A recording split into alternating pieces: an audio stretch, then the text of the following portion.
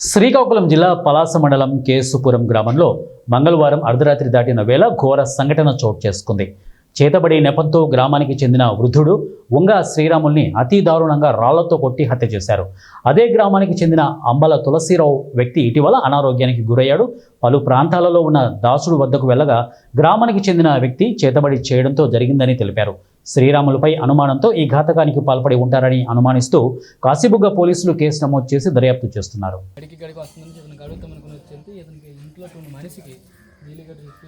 జల్లేసి పట్టుకుని బయటకు వచ్చి రాయితో చదువుకుంటే ఎన్ని గంటలకి నాకు ఫోన్ వచ్చింది 12 గంటలకు సార్.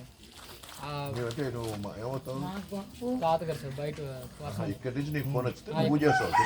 వచ్చాను సార్, ఫోన్ చేశాను. సార్ ఫోన్ చేస్తే ఇక నా రాయితో ముఖం పాత్ర చేస్తాను. అక్కడ పడిస్తారా? రాయి అక్కడ పడేస్తారు సార్. ఓకే అబ్బాయి, అన్ని ఆబ్జెక్ట్స్ పెట్టారా? సరే.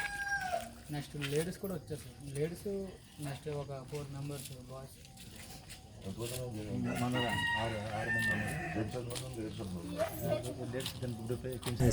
సెలైన్ పెడితేనే మాకు దెయ్యాలు వచ్చి వాళ్తున్నాయి, నాకు జ్వరం తగ్గట్లేదు అని ఒక తులసి అనే ఒక అతను, ఆ కుటుంబ సభ్యులు అందరూ కూడా ఆ యొక్క ముంగరాముడు ఇంటి మీదకి వెళ్ళి ఆ భార్య భర్త ఇద్దరు ఏజ్డ్ పర్సన్స్ ఇంట్లో పడుకుంటే ఆ భర్తని బయటికి లాక్కొచ్చి రాళ్ళతోని కర్రలతోని కొట్టి చంపేశారు.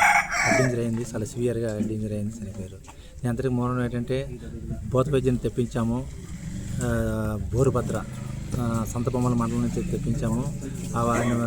దెయ్యాలు సెల్లింగ్ వల్ల ఈ దెయ్యాలు వచ్చి వాళ్తున్నాయి. సెల్లింగ్ మీ ఊరుడే పెట్టాడు, పలానా రాములు పెట్టారని చెప్పారని వాళ్ళ గ్రామస్తులంతా అంటే ఆ కుటుంబ సభ్యులంతా ఒకటి అయిపోయి మా వాడికి ఈ చుట్టుపక్కల ఎంతమంది చాలా మంది బతుకులు చూపించాము. అందరూ ఆయన పేరు చెప్తుంటేనే అలాగే ఇంతమంది కూడా డిసీజ్డ్ మీద కూడా చాలామంది అపోహలు ఉన్నాయి. దెయ్య సెల్లింగ్ ఉంది, ఈ సెల్లింగ్ వల్ల చాలా మంది ఇబ్బంది పడుతున్నారని ఉంది. అంత అద్భుత కల్పన అని తెలియక మొత్తం ఈ కుటుంబ సభ్యులందరూ కూడా వచ్చి సుమారు 8 మెంబర్స్ ఆ కుటుంబం మీద దాడి చేసి